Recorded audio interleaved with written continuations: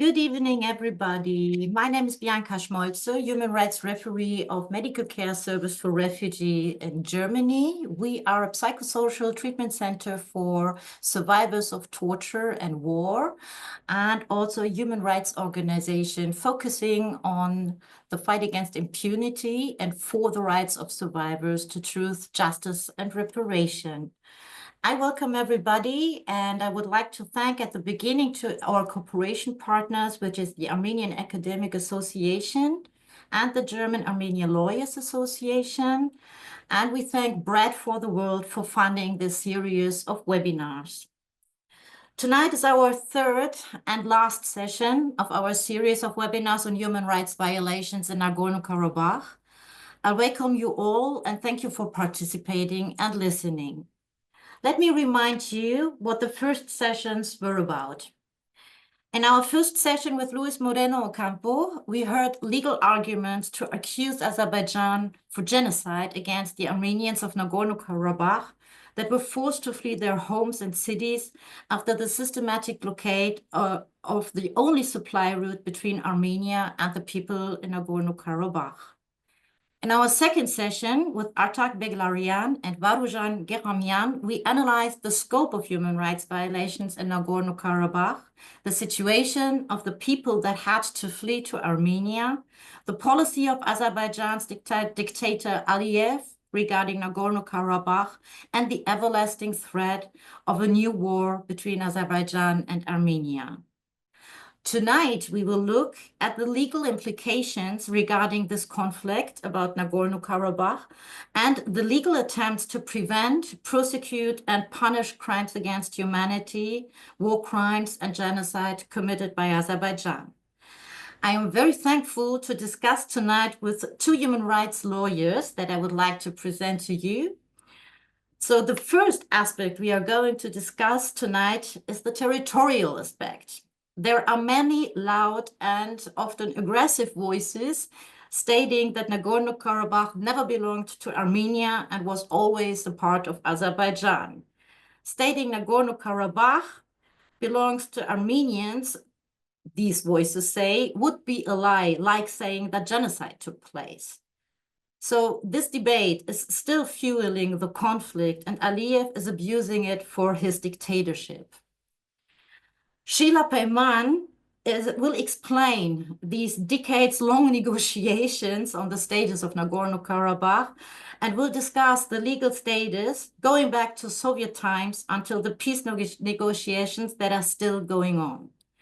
Sheila Paylan is an international human rights lawyer and war crimes investigator with more than 15 years of experience advising the United Nations across countries and regions.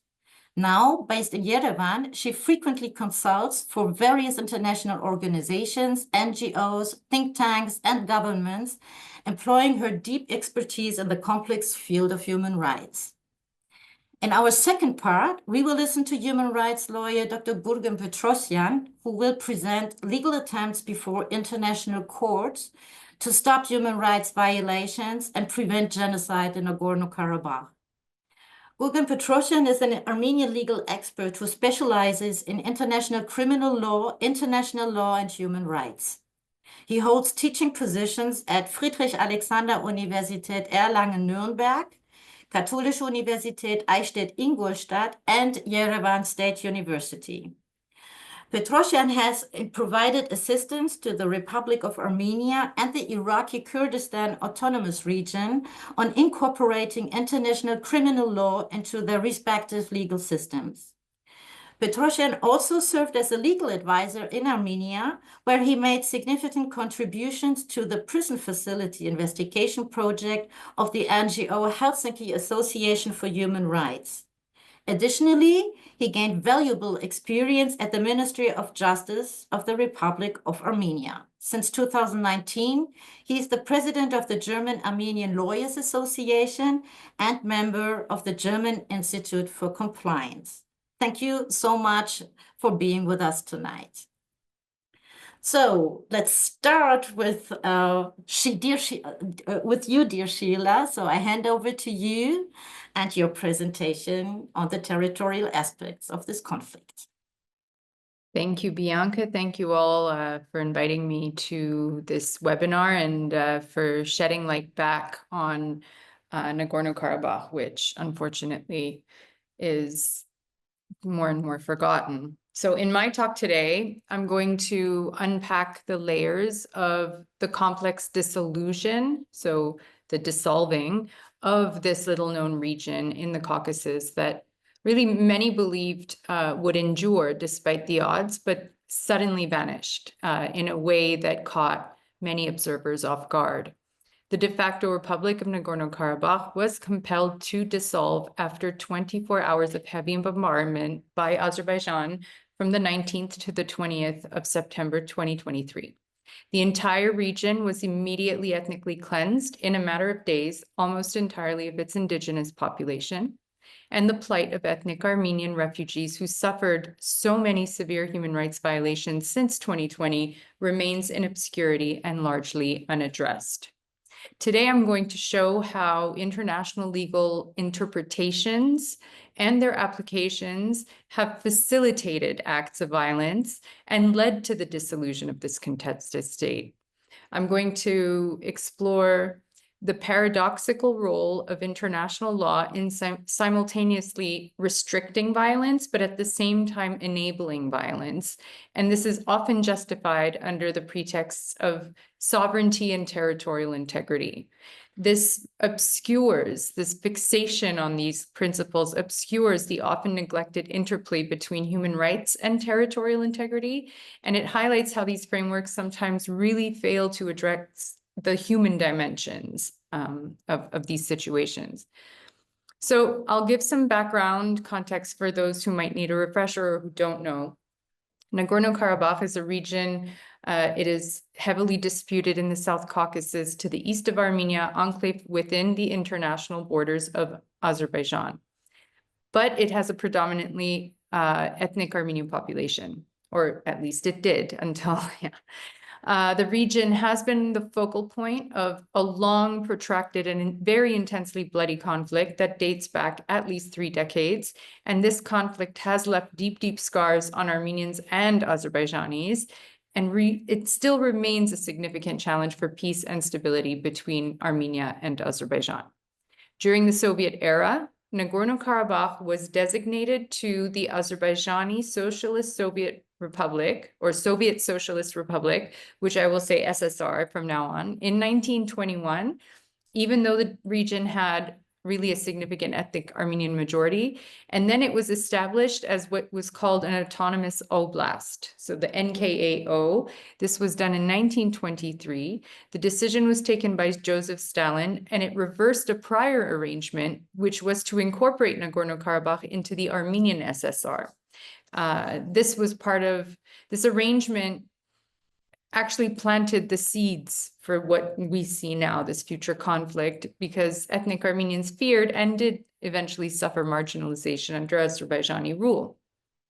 Fast forward to the end of the Soviet Union, as the Soviet Union neared its collapse in the late 1980s, the ethnic Armenians of Nagorno-Karabakh, who were kind of semi-autonomous, I mean, they were autonomous, starting in February 1988, they wanted to secede from the Soviet Socialist Republic of Azerbaijan and unite this NKAO, this oblast, with the Armenian SSR.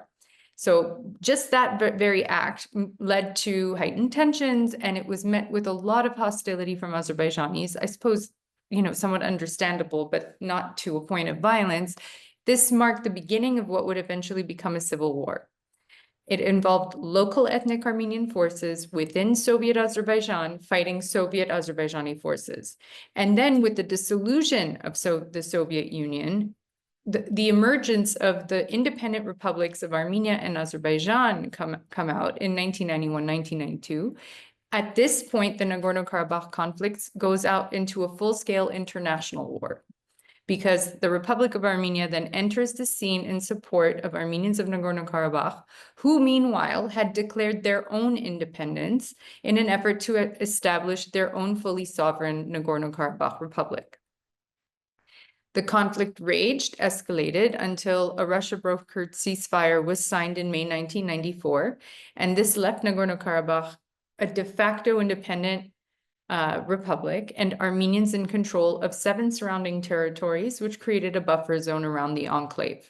So the first Nagorno-Karabakh war, which was from 1988 to 1994, was characterized by really fierce combat. There were more than 25,000 deaths. Some people put these numbers at 30,000, and hundreds of thousands of civilians were displaced.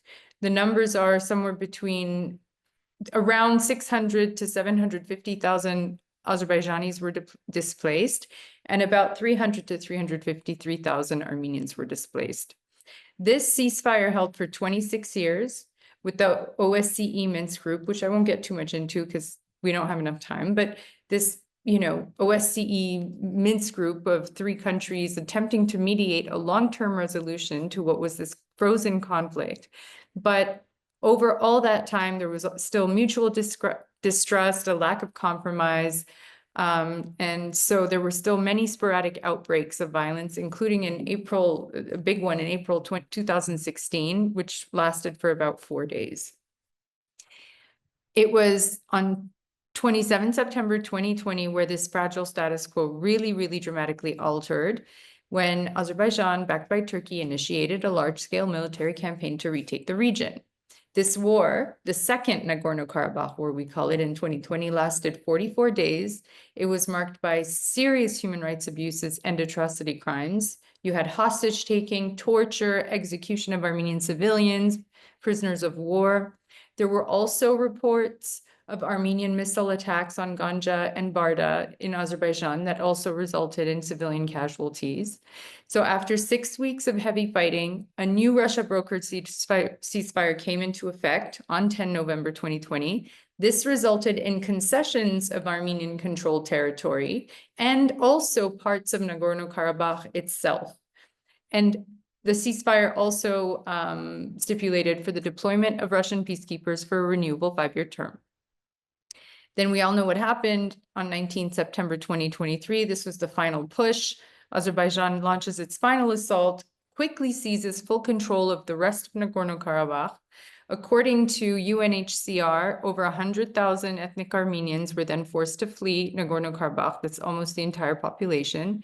And this was following a nearly 10-month blockade by Azerbaijan that, according to OHCHR, led to a dire, well, also according to what was very clear and obvious to the whole world, a dire humanitarian crisis. And as you know, your first guest, Luis Moreno Ocampo, among others, have found this to be amounting to genocide. The UN estimates that as few as 50 Armenians are left. Actually, it's even lower than that. Former ombudsman, or even current, Guillaume Stepanyan, says that only 14 Armenians are left in the region. And the Nagorno-Karabakh conflict is now said to have ended. I don't like to say that, I mean, because there are reasons for that, but it's said to have ended on January 1st, 2024, when the republic is considered to no longer exist from that day forward. So one of the ways in which this is instrumentalized is through the misapplication, I call, of international law. The principle of sovereignty is the most contentious in the context of Nagorno-Karabakh, and it's one of the most sacrosanct principles in understanding international relations and law. So the dissolution of the Soviet Union, it activated a strong push for sovereignty and self-determination by the majority Armenian population in Nagorno-Karabakh. It led to their declaration of independence and secession, which was not recognized by Azerbaijan for obvious reasons, but it was also not recognized by the broader international community, and that's not so obvious. The principle of sovereignty and territorial integrity, by contrast, has been the cornerstone of Azerbaijan's legal and diplomatic and ultimately military efforts to reclaim control over Nagorno-Karabakh. And internationally, this principle is intended to prevent states from infringing on the territorial integrity of other states. But in the case of an internal conflict, like what Nagorno-Karabakh was, territorial integrity is often cited, if not abused, to delegitimize secessionist movements. The international community's adherence to a conservative interpretation of sovereignty, which prioritizes state territorial integrity over the human rights and the aspirations of internal groups who want to live life according to their way, yeah? It resulted in not a single UN member state, not even Armenia, ever recognizing Nagorno Karabakh as an independent entity. Many experts and academics, myself included, really have a problem with this, because to limit the right of self-determination, often the argument is that it's only applicable to people who are in the context of decolonization. But that's really somehow arbitrary. Why only them, yeah? These analyses support the position that self-determination really has to be a factor in any discussion of Nagorno-Karabakh, especially because it started in 1988. That conflict predated the independence of both Azerbaijan and Armenia, and the strong federal structure of the former Soviet Union doesn't really necessarily lead to the assumption that it had to necessarily dissolve into the SSRs. There was no law that made that very abundantly clear, but yeah. So ultimately, the international community chose to deal with Nagorno-Karabakh by adopting this somewhat arbitrarily conservative approach. And this left Nagorno-Karabakh in a very, very vulnerable position. There was also a total failure to adopt any human rights-based approach in addressing the conflict. It's always been about territory, really, when we would talk about it, until the very end, yeah? This long-standing consideration, this obsession almost with sovereignty and territorial integrity as these cornerstone sacrosanct principles of international law have really overshadowed and sidelined human rights considerations. And these are equally enshrined in the UN Charter. Sovereignty and territorial integrity are as important in the UN Charter as human rights, but of course, world leaders clearly, conveniently, ignore that. In the case of Nagorno-Karabakh, this has meant that the rights and securities of ethnic Armenians always were acknowledged as like an afterthought, if at all, in international discussions and resolutions. Statements by major global actors regarding the behavior of Azerbaijan after 2020 consistently emphasized the importance of sovereignty and territorial integrity first, before, if ever, addressing the human rights abuses. So this prioritization is skewed, yeah, and it fails then to address the root causes of these conflicts. When we demote the importance of human rights and self-determination, by so doing, the international community really left the Armenians of Nagorno-Karabakh with almost no recourse to peaceful advocacy for their rights and conditions, or respect for their identity and history. And also the typical international response, which really rigidly adheres to the principles of non-interference in state sovereignty, risks enabling states to manipulate these principles to justify or obscure their aggressive policies. And this has really been particularly evident in Azerbaijan's utilization of force under the pretext of reclaiming its territories. The application and misapplication of these principles in the context of Nagorno-Karabakh raises, for me, a lot of questions about the efficacy and the fairness of international law. I mean, I would argue that a rigid application of territorial integrity overlooks the nuances of self-determination. Azerbaijan has always portrayed its conflict with Nagorno-Karabakh's Armenian population as part of a broader irredentist conflict with Armenia, that Armenia invaded and Armenia took it and Armenia wanted to take a piece of its land. That's not how it started. According to this view, there's no genuine independence movement in Nagorno-Karabakh. It was just the result of external meddling. From their perspective, it's like Nagorno-Karabakh Republic was a puppet state comparable to like the People's Republics in Eastern Ukraine established by Russia as a tool for annexation.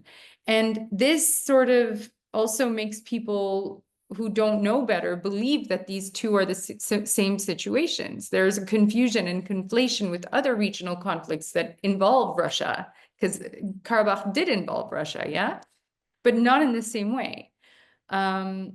This really undermines the genuine application of self-determination in international law. So the case of Karabakh is a genuine struggle for self-determination. And the Armenian population has really long expressed a clear and consistent will to determine their own political status. They sought to achieve this through democratic processes, like referendums. And the confusion with Russia's actions has misinterpreted the latter's aspirations as similar acts of aggression. And this has diluted the unique aspects of the Karabakh situation.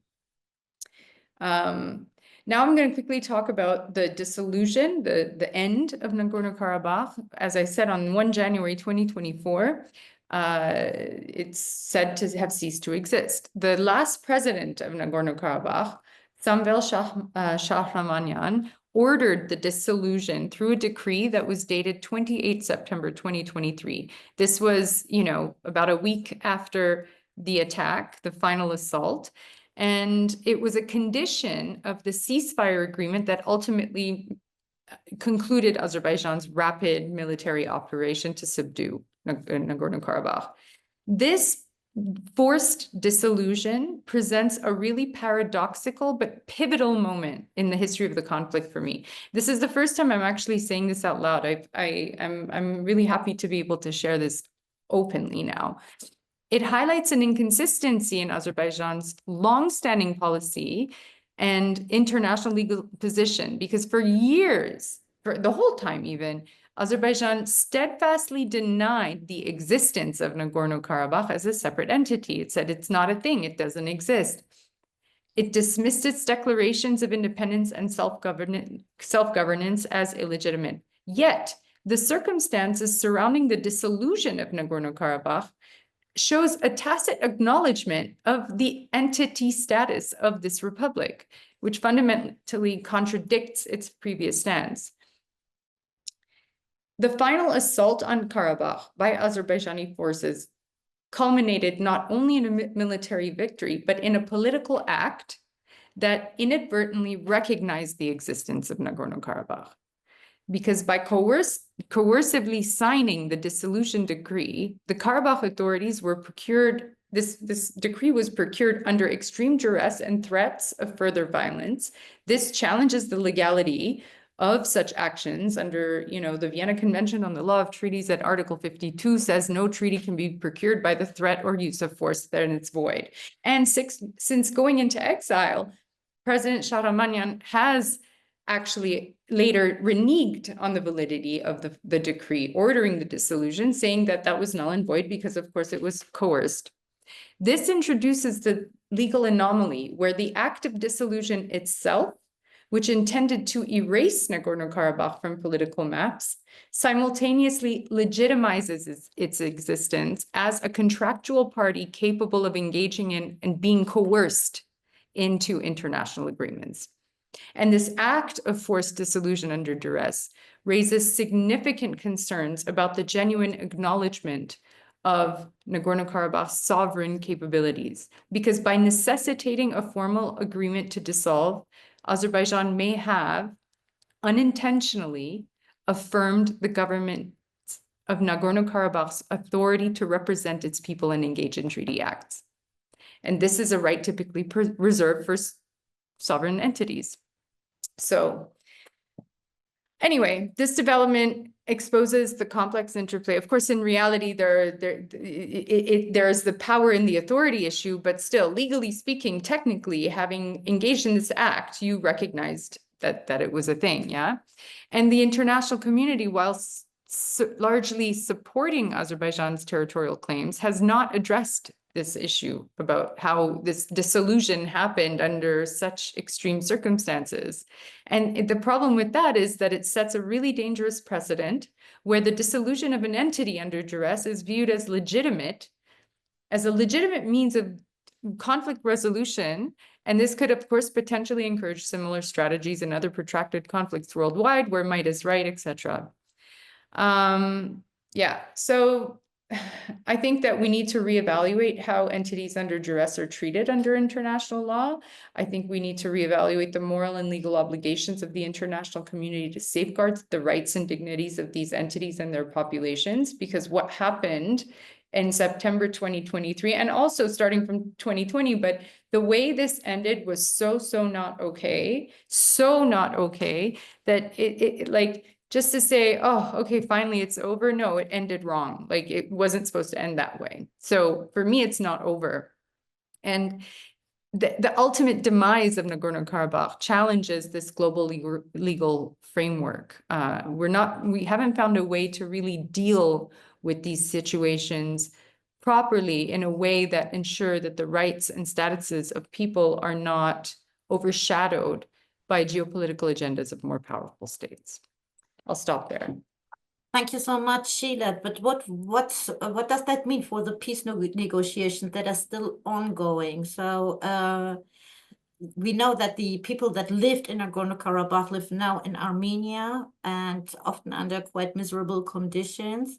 We know that Azerbaijan is now systematically settling Azerbaijani people to Nagorno-Karabakh.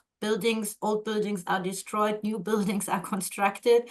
So what does that all mean for the future of Nagorno-Karabakh? I mean, the peace negotiations Yes. between Armenia and Azerbaijan they don't include anything other than a recognition of each other's sovereignty and territorial integrity. So the Karabakh issue is closed as far as Armenia is concerned. And how do the people that fled Nagorno-Karabakh that now live in Armenia, what do they think about the position of the Armenian government in this regard? I mean, I won't speak for them, but obviously they're not happy, and I can understand why. There's nobody. Armenia has historically been the mouthpiece for Nagorno-Karabakh. That's just not the situation anymore. That has to do with, of course, the fact that Azerbaijan remains a real military threat and has invaded Armenia and is attacking Armenia. So it's not, it's not coming from a malicious place. There are some real realpolitik and some real dangerous situations that we're in. But for those who aren't under a gun, nobody else is really speaking up for, with the kind of clout for the people of Nagorno-Karabakh. And I think that hopefully at some point the issue might reignite. But as far as territory goes, the territorial issue is pretty much over. It's now an academic discussion. But there is the conversation is more about the right of return. So it's not about carving out the piece of land and calling it Nagorno-Karabakh again, but absolutely the Armenians of Nagorno-Karabakh have every single right to go home. They have a right of return, and that is Gurgen is going to get into that a little bit more, especially with the orders that have come from international courts. This is a pending issue. Their right is consistently being violated. They are displaced and deported from their rightful homes. But can we call Nagorno-Karabakh Republic its independent state that it used to be? Kind of not anymore, but yeah. How miserable and shameful, really. Thank you so much for this very detailed presentation on that. I think that helps a lot to understand what's going on and what was going on. Thank you so much, Sheila. So coming now to you, Gurgen. So you will present us, after all these crimes against humanity and war crimes the people of Nagorno-Karabakh had to suffer, there is the urgent need for truth and justice. So there have been several attempts to take legal steps before international courts to protect the people of Nagorno-Karabakh, to hold Azerbaijan accountable and find solutions for the conflict based on international law, which is not as easy as we heard. So please describe and tell us the outcomes of these legal steps that was taken and what is needed to enable to hold perpetrators accountable in future. So I know that Armenia is now part of the International Criminal Court, which is a good and big step, but what does that mean for trials against perpetrators? Well, thank you very much, Bianca, for inviting us and giving us a floor to explore it a little bit about the Nagorno Karabakh conflict, which is unfortunately not very often covered by media. And thank you very much for giving us this opportunity.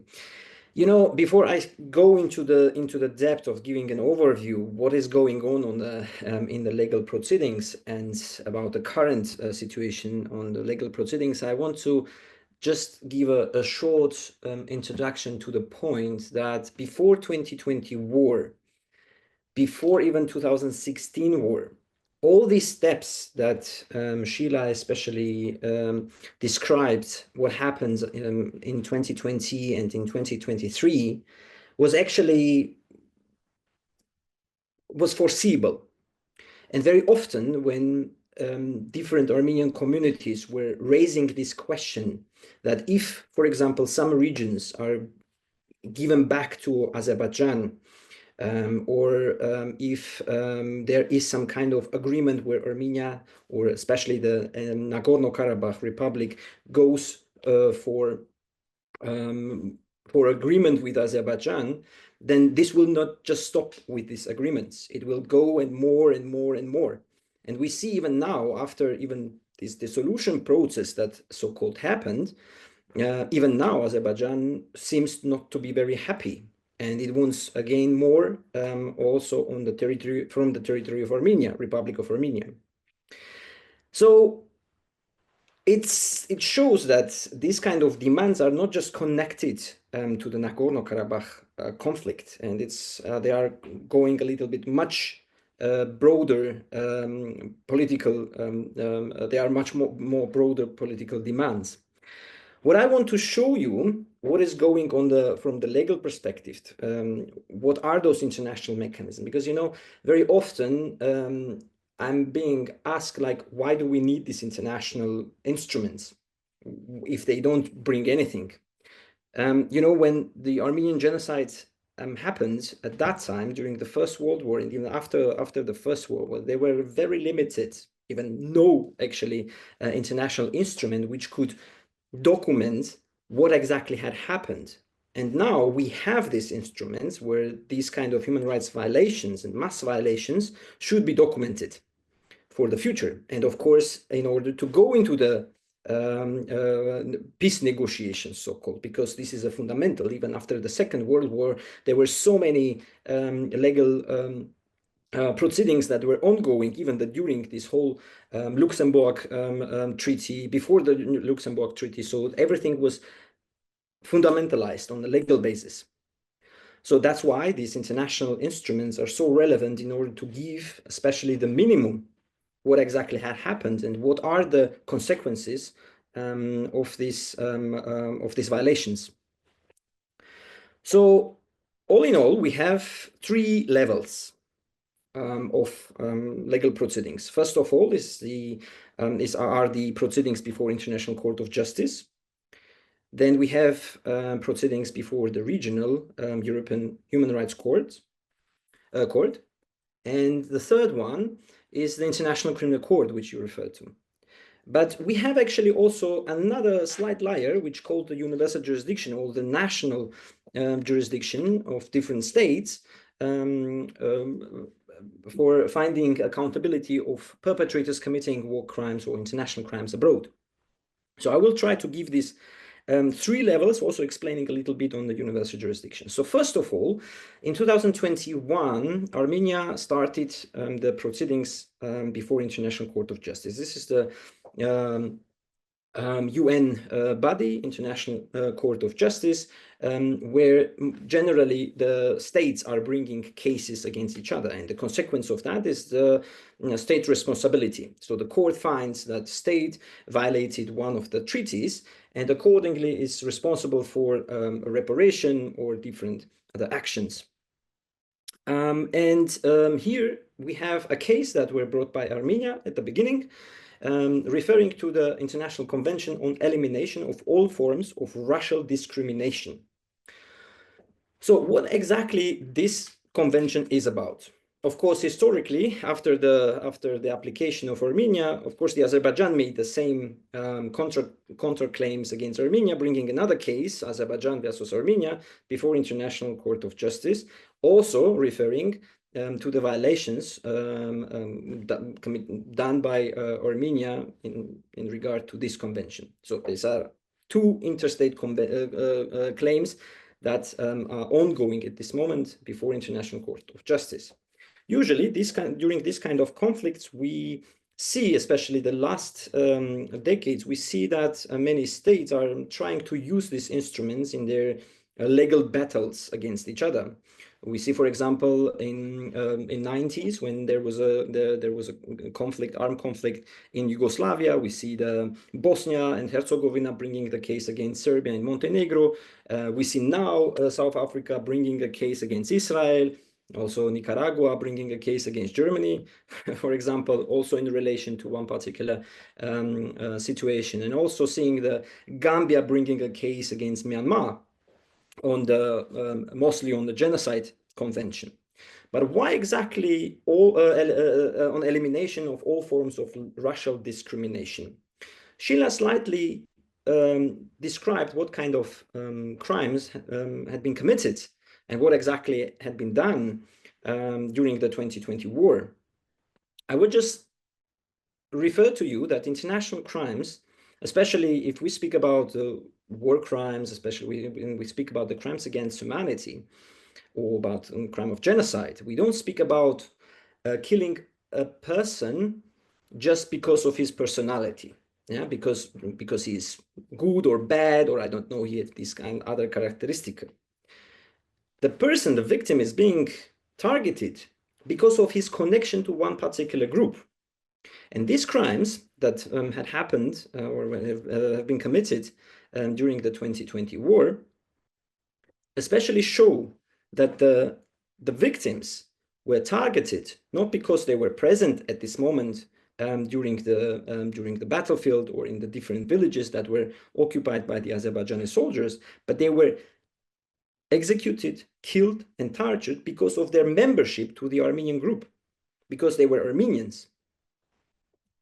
Many these kind of videos have been circulated in different social media channels, in Telegram channels, in Twitter, and everywhere, where especially two particular individuals were captured by the Azerbaijani soldiers. They had a flag on their neck and they were executed publicly in the square of the occupied city. And also disseminating this video and showing especially the flag, that not only those individuals were executed, but actually anyone, any Armenian who could be at that moment there would have the same fate. And also spreading these kind of videos in social media platforms shows another target, that you Armenians just go away from Nagorno Karabakh, because this will happen also to you. So this is a message that is being spread by the Azerbaijani forces.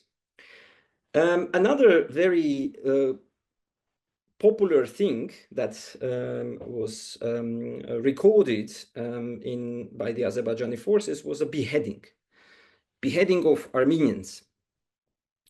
And interestingly, this is connected to another incident which happened in 2005-2006 in Hungary. Two individuals met in Budapest for the NATO trainings, one Azerbaijani officer and one Armenian officer. And during the night, the Armenian officer was beheaded by the Azerbaijani officer. His name was Ramil Safarov. He was then convicted for murder in Hungary, but then transferred to Azerbaijan to serve his sentence. But as soon as the person entered Azerbaijan border and his plane landed in the airport in Baku, he was then celebrated and welcomed as a hero. So this created a pattern within the Azerbaijani society that a beheading of an Armenian is being really welcomed by the Azerbaijani government as soon as he receives from the Azerbaijani society a recognition, a glorification, and of course some honors. And in 2016, this happened on the battlefield when a Yazidi soldier was beheaded, and then again this video was recorded and shown to the public. In 2020, this repeated again. And this kind of videos shows that there is a clear pattern that Armenians are being considered as not only just enemies within the society, but they are also targeted because of their connection being Armenian. So sometimes there is some misunderstanding if that the trial before International Court of Justice refer only to the Nagorno Karabakh case. It refers actually to the racial discrimination against Armenian inside Azerbaijan. So independent to the fact if the person is from Nagorno Karabakh, if the person is from Republic of Armenia or from diaspora, he is going to be discriminated by the Azerbaijani authorities. Why they are going to be discriminated? Firstly, because there is an atmosphere of hate, and we know what hate speech means, especially nowadays, when especially we have so many social media platforms of spreading hate speech all around the world. This was generated in Azerbaijan already since for more than 3 decades. How to hate Armenians. Armenians are called as animals, as dogs, as worse than the coronavirus. So all this, even the wordings coming from the political leaders or military leaders, of course, they have an impact on their subordinates. And these subordinates, hearing these kind of wordings, they they feel themselves obliged to eliminate an Armenian, for example. This hate speech is spread also in the schools. This hate speech against Armenian is spread in the media of Azerbaijan. So it's very much obvious and visible. And this was also found by different commissions, either United Nations Commission or the European Commissions on racial discrimination, that there is a mass spread of hate speech against Armenians in Azerbaijan. And of course, you know, the hate speech, especially if we look back to the Nuremberg trials, we had in Germany another brilliant example of Julius Streicher, who was the founder of the newspaper Der Stürmer, and the Nuremberg judges and the judgment found that the Julius Streicher didn't kill anyone, but only just his words in the newspaper targeting the Jews as, I don't know, as the enemies, as the source of all problems in the German society, was found by the court that this was a poison injected in the minds of Germans. And this is we have the similar situation here in Azerbaijani society, when this kind of hate speech is spread through different media channels, how to hate Armenians, and also this kind of actions like glorifying the criminals and trying to welcome these kind of actions, of course, is remaining in the Azerbaijani society. Also, this trophy park that was opened after the 2020 war, showing Armenian with big noses, or putting the puppets of so-called puppets in a trophy park, also shows how much hate there is present in the Azerbaijani society. And of course, the International Court of Justice found and ordered already different measures that Azerbaijan should comply with.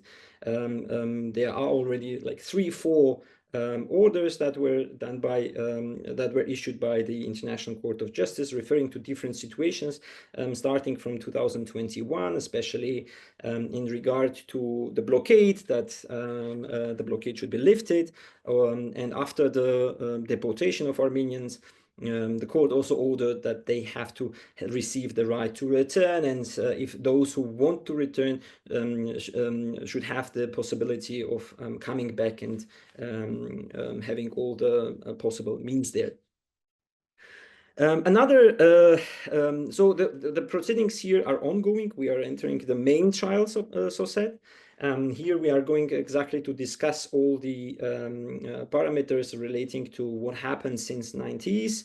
And similarly, the Azerbaijani are also claiming that that Armenians that there is also a racial discrimination in Armenia against Azerbaijan. But as we can see from the preliminary objections, the jurisdiction of that particular Azerbaijani case is a little bit time limited. We still need to see how the main trial will look like. So we are, so said, we are at the beginning of the proceedings.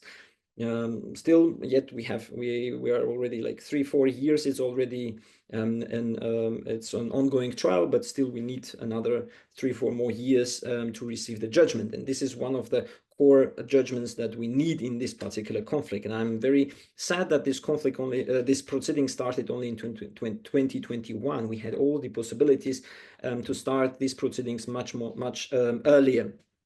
I said the second level of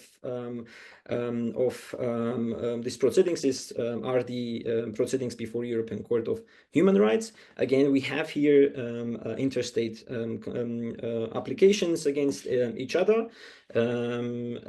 They refer to the different rights that Nagorno Karabakh people had in Nagorno Karabakh, and of course to different other cases that refer to the whole situation. We don't have public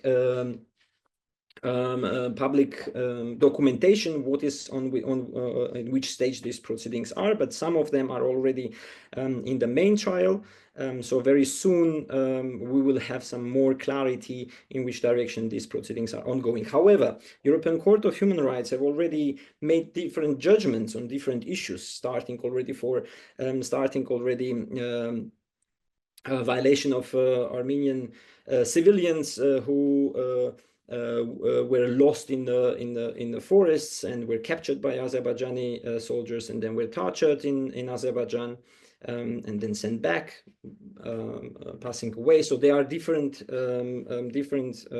situations where Armenians were captured by the Azerbaijanis and then tortured, and based on that, the European Court of Human Rights made the judgments against Azerbaijan. There is also another important. There are important cases, mostly referring to the property rights. There was a case when the Azerbaijani individual claimed from Armenia that the property he cannot gain the property rights which were left in Lachin region. And similarly, the mirrored case was referring to an Armenian individual who was living in northern part of Nagorno Karabakh, which was occupied by the Azerbaijani government. He was also claiming that his property rights are violated. So in both cases, the European Court of Human Rights found a violation, also in case of Armenia and in case of Azerbaijan.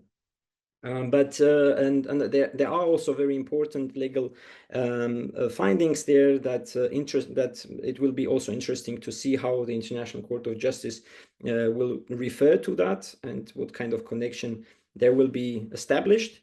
So there are a lot of legal strategies that are ongoing in these proceedings. As you correctly mentioned, dear Bianca, yes, Armenia is already member to the International Criminal Court since last year, and here we have a situation where Armenia retroactively accepted the jurisdiction starting from 2021. It means that the court will have a jurisdiction over the cases that happened on the territory of Republic of Armenia, but not on the territory of Nagorno Karabakh. So this is a fundamental question: what exactly International Criminal Court can cover? Why 2021? Because the war itself doesn't end the hostilities. There were some, again, as Sheila already mentioned, there were some sporadic actions happening since 2020 November, and culminating especially in 2021 May, when the Azerbaijani soldiers entered the Armenian territory already and committed several war crimes on the Armenian territory against the Armenian personnel and also against the civilians. And here we have a clear jurisdiction that these kind of war crimes will fall under the International Criminal Court jurisdiction. Another issue that may fall under the International Criminal Court jurisdiction is, of course, the crimes against humanity under the as a crime of deportation and crime of persecution. These are continuing crimes, so it means that we have a similar case in Myanmar and Bangladesh before International Criminal Court, where the court found that especially the crime of deportation and crime of persecution are continuing crimes, because they don't start only in just one particular country, but they are continuing in another country as soon as the deportees are crossing the borders. And as soon as the deportees are crossing the Armenian border, it means that the crime continues there. This is how the International Criminal Court creates the jurisdiction. So the war crimes that fall under, that were committed in Nagorno Karabakh do not fall under the International Criminal Court jurisdiction. It means that they fall under the universal jurisdiction. And this is something that I want to explore a little bit. For example, Germany is very much known for its universal being as a pioneer in universal jurisdiction cases. Allows the German prosecutor and German courts to punish the perpetrator, alleged perpetrator, for international crimes. German Völkerstrafgesetzbuch, or Code of International Crimes, enables this universal jurisdiction on the cases, meaning that those individuals who travel to Germany may be arrested and then prosecuted here for international crimes. It means that if those cases that do not fall under the Rome Statute may fall under the German code, and similar to Germany, also the France, Sweden, Netherlands, they have these possibilities of bringing the perpetrators before justice. And as you already mentioned at the beginning, that the German Armenian Lawyers Association has already submitted some complaints to the prosecutor, and it is in the stage of Beobachtungsvorgang. This is close to preliminary examination, not the real investigation, but preliminary examination, which is the terminology of International Criminal Court. And I hope I could give you a little bit an overview what's going on in different cases. And importantly, International Criminal Court cannot, even there is a jurisdiction before the International Criminal Court. However, in order to activate this jurisdiction, there should be a trigger mechanism. This means that either the International Criminal Court's prosecutor, by its own initiative, should start the proceedings based on different reports from human rights NGOs or the victims' organizations, or, for example, if the member state or state party refers to the International Criminal Court to investigate the cases. And the third one is the UN Security Council. However, I don't see any possibility of UN Security Council to activate the jurisdiction. So the only two means that we have in this particular case is either the prosecutor takes its own initiative of opening the investigation, or the state making a referral. And as a conclusion, I want to say that there are a lot of discussions now in Armenia that especially the Prime Minister Nikol Pashinyan, under the pressure of Azerbaijani political demands, brings into the agenda the withdrawal of these legal proceedings. And I want to bring an example from Yugoslavia. As soon as Sheila is also here, she can maybe also confirm that during the peace negotiations in Dayton and around the Bosnia case, this peace versus justice was always raising by the parties, and very often those who were mostly had the fear of being tried for international crimes, they were bringing these threats and telling that, for example, ICTY or the ICG case are actually a threat to the peace. However, those proceedings led to some kind of conclusion, and the Dayton Agreement, this peace accord between conflicting parties, still tolerated the fact that the justice was ongoing. Of course, there is a lot of criticism about from the affected communities that Yugoslav Tribunal or the International Court of Justice did not fully acknowledge the pain and harm that the victims have gained through the conflict. However, these proceedings were ongoing, and I cannot, as an international lawyer, I cannot see any possibility of withdrawing from international proceedings that we have. So thank you very much for your attention. I hope we can delve a little more into the details in our Q&A session. So thank you so much. So there has been questions from the audience that I would like to read to you because it's a little longer. So I think it's for you both. So I'm quoting now. Where does the UN Declaration of Rights for Indigenous People come in? Why is it so useless? Azerbaijan explicitly violated those rights with evidence all over the internet. Where do you see Azerbaijan's relationship with BP as creating their motive to take Artsakh with such violent urgency? And how do you think that would have changed if Azerbaijan was not allowed to profit from developing Artsakh for renewable energy? Last aspect, do you see any legitimate nations other than Azerbaijan relying so wholly on a domestic nationalist policy of mirror propaganda? And what do you think is the best way to handle it as individuals, media entities, and nations? To Sheila's point from earlier, doesn't it actually acknowledge that Azerbaijan knows the truth if they are willing to appropriate it for themselves? If I shall repeat something, please say. Quite complex. I can go. Well, Sheila, John, please. Okay. I'll start. We'll just together answer the question. I think that there are so many. Where does the UN Declaration of Rights come in? There are so many declarations and resolutions and conventions that are at play, and there's no denying that. I wouldn't say that they're useless, but for sure they're not being enforced. I mean, declarations are not legally binding to start with, but even the legally binding stuff is not being adhered to. That doesn't mean that they're getting away with it. So there is a cumulative effect.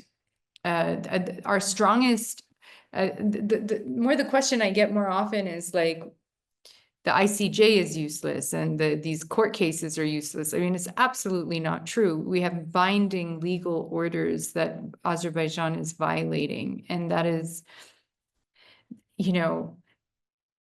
as awful as it is, it also shows the world that they don't play by the rules. They don't, they don't care about the rules. So it's not useless. It's actually very useful to show the state of mind of the other party, who pretended that they were adhering to this, that, or the other now. Like, you know, if Azerbaijan had not ratified the torture convention, then one might say, well, okay, they're allowed to torture. Of course, they're not. No one's allowed to do that anymore. But there are conventions where if a party doesn't, you know, adhere to, you can forgive them perhaps for not, let's say, respecting the rights of women or whatever.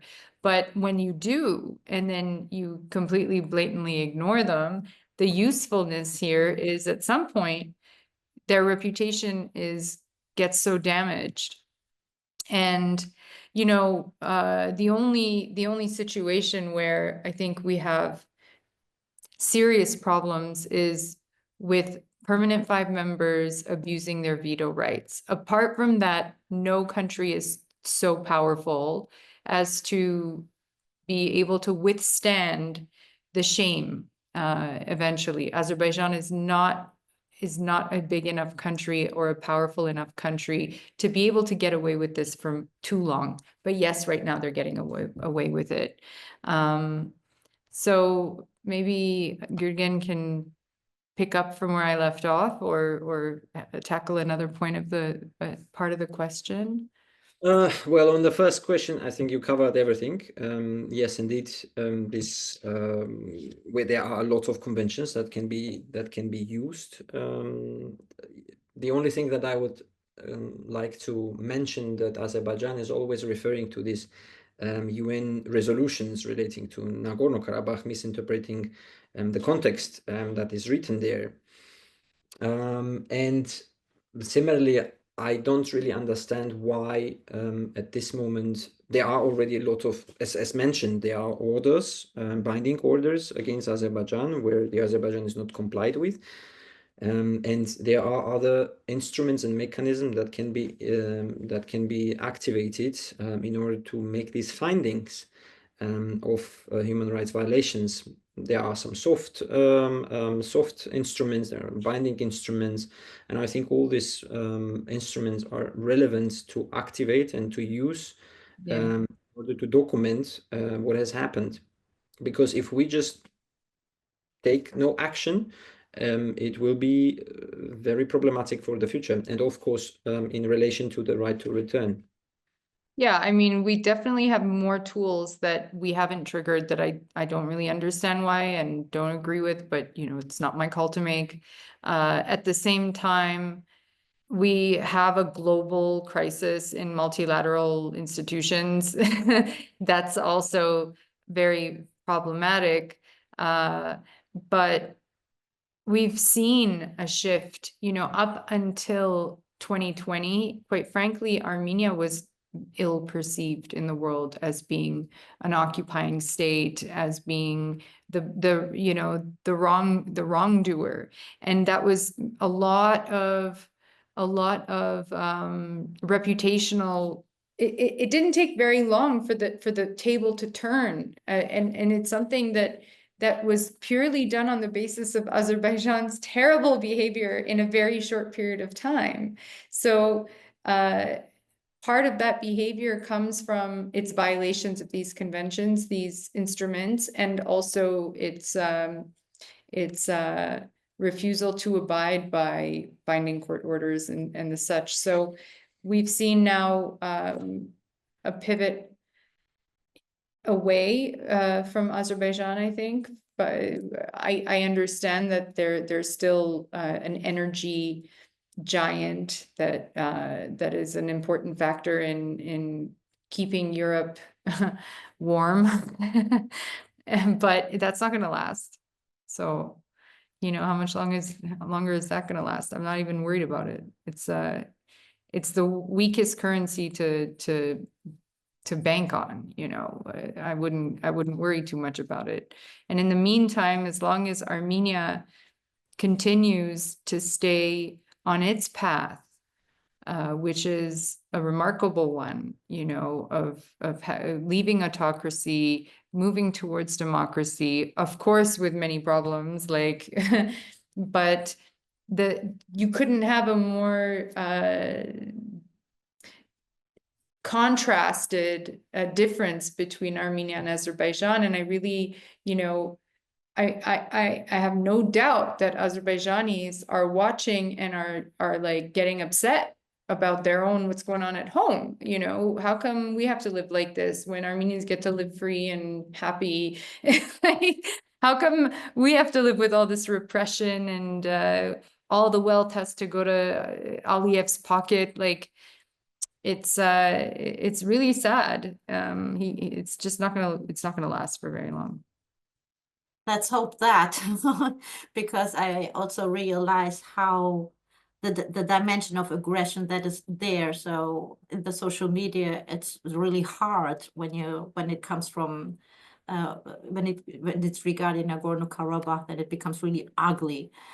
So the last question that was here, Europe. Yeah, the last thing was, do you see, I repeat that for the audience as well. Do you see any legitimate nations other than Azerbaijan, that we had? Maybe before jumping to the third question, I would also like to make a comment on the second question relating to BP. With BP? Yeah. As you know, in Europe, there are some developments on the legal basis referring to the supply chains and human rights violations within the supply chains. So this is a new legal instrument that is being developed. So far, there are some principles on business and human rights, how the corporations should deal with the human rights within their supply chains. And again, here Germany takes a very interesting step in codifying already very strict regulations relating to the corporations, how they need to deal with that. Why I'm referring to this is so-called Lieferketten-Sorgfaltspflichtengesetz, due diligence in supply chains. And this opens a gate for the corporations here in Germany not to have any connection with those corporations that are based, for example, in around Nagorno Karabakh region, who promoted or actively worked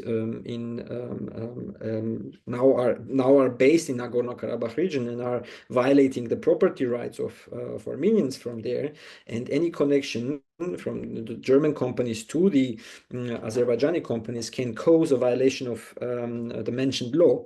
And on the European level, we have another directive which is coming in force in 2027, 2028, meaning that the European corporations, unfortunately not United Kingdom, for obvious reasons, but still, as soon as this law is entering in force, means that also the corporations that are outside of European Union are also indirectly involved in these supply chains, and it means that they need also to fulfill their obligations in respecting the human rights. And if there is a human rights violation, then they need to make a reparation for these human rights violations.